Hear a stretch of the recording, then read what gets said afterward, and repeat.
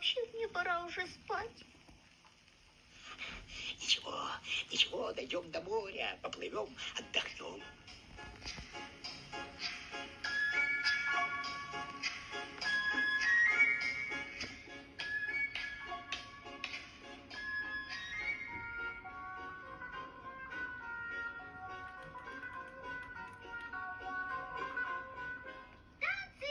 Куда нам танцевать? Нам нужно скорее к маме. На танцплощадке было полно народу. Сюда сбежались все, кто не побоялся вылезти из засохших рек и озер. Водяные, ползучая мелюзга, а на деревьях сидели и сплетничали древесные феи.